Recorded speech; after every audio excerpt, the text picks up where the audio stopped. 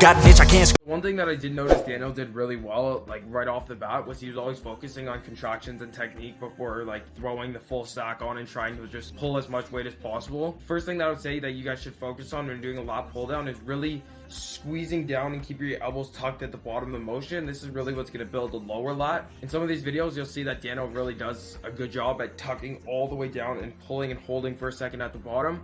I always recommend that you hold for 1 second at the bottom and 1 second at the top of the movement. One, to get the full stretch, but also to get the full contraction. This is really just a basic principle that's going to allow you to get a full contraction, full stretch, all that stuff, which is obviously necessary when you're trying to build a muscle. And since this is our first exercise, we really want to focus on getting the connection with our lats, and we don't want to just throw. After we finish the lat pull down, we went on to a compound movement. Generally speaking, I'll do one movement that's going to help me isolate the muscle, and then I'll get right into my compound movements where it's going to require the most energy, because I want to be able to get the most weight lifted in that time period where I'm not tired. And I also want to be able to do the most amount of reps so that I'm getting the most amount of muscle damage done, and then in turn that'll build more muscle after I recover the next day. So have you ever done a barbell row before? No. So keep your back straight, keep your two bent, keep them slightly bent, but keep the bar kind of like in front of you and pull to your belly button. So one of the first things that I cue him on is keeping his back straight, just to make sure that he's not having any arch in the lower back and putting any pressure on the lower back when we're really just trying to focus on squeezing into our lats. After that, I was just kind of talking to him about where he should be pulling to, because we are trying to hit our lats. We want to pull to our belly button. So I told him just to make sure that he's keeping his back straight to prevent any injuries. I also told him to keep a 45. I'm trying to keep my elbows slightly higher, so I'm hitting my mid back. So if you watch my hands, feel my elbows are higher still. Keep your shoulders back and your elbows in. So the first thing that I noticed with Daniel's technique when he was doing the exercise was he tended to shrug his shoulders. This is a pretty common issue with people who are tight and not used to doing certain movements. So he's compensating with his traps when he should be contracting his mid back. Basically, we just tried to fix this right away and just tuck his shoulders back and down, his scapula, so his shoulder blades back and down, and holding that position until you're getting the full stretch. I start by retracting my scaps back and down, and then I start my movement. I initiate my movement, and then I hold at the top. And then as I'm coming down, I want to make sure I'm protracting fully, so we're getting a full stretch in our entire back, our mid back, our rhomboids, our delts, all of this. This is definitely something that you should focus on. It's going to be more difficult to contract your mid back if your scaps aren't able to properly move. So really, this is again just teaching patterns like a scapula pattern, being able to protract properly and retract your scaps back and down. A common error is that they actually go like this and hike their shoulders rather than pulling them back and down. So I was just showing Daniel how to do that. We did again just 4 sets of 12 to 15, working in higher volume ranges for this. It may seem like a simple movement at first, but obviously when you're trying to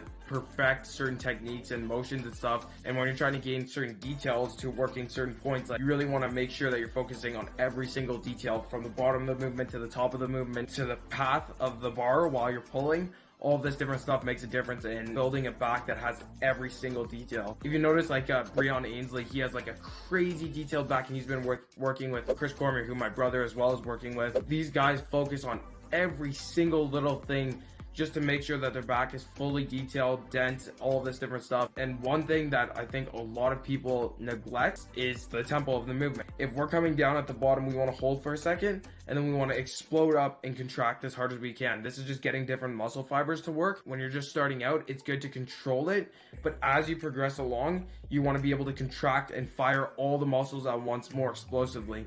This is just going to help like build a thick, dense, round. I'm missing a piece that completes a whole part of me, an open wound scar to see. Everybody come here, gather round. Welcome to the freak show, the best in town. What the hell's wrong with me? I don't get along with anybody, honestly. I've been living in my own head constantly, thoughts jumbled round, think I need a new lobotomy. Wait, all these thoughts are too negative.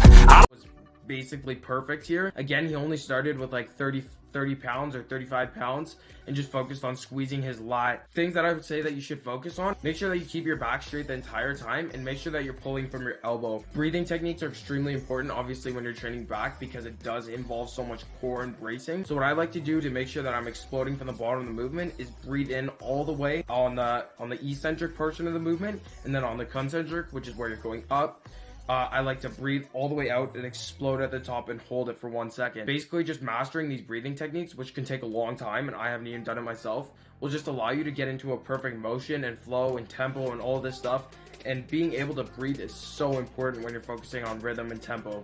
So make sure that when you're doing it, you're conscious of your breathing techniques and your breathing patterns, because even when I was training with Daniel yesterday, he actually went lightheaded because he was holding his breath throughout the movement. Focus on keeping your back straight, driving from your out pull down, basically the same as a pullover movement that you do with the dumbbell, except we did it with a cable. Usually when I'm starting off and I'm working with someone who hasn't been working for years and years and years of training, working with machines and cables is generally more safe and more ideal for them to just feel the contraction and just learn the basics of the movement. Again, driving through your elbows, keeping your elbows in one position. In this movement, we started off with a straight bar, but I thought it would be better to shift over to a rope, just because it would kind of emphasize the driving your elbows back. With a straight bar, obviously the bar is going to push down into your hips, so you're not able to fully drive back. So we switched over from a straight bar to a rope after one set, just because I thought it would really emphasize driving through your elbows and pulling all the way back so that you feel the full contraction. I wanna get lost in the sedative, gotta show them what I got, I'm competitive. You know I'm about to go off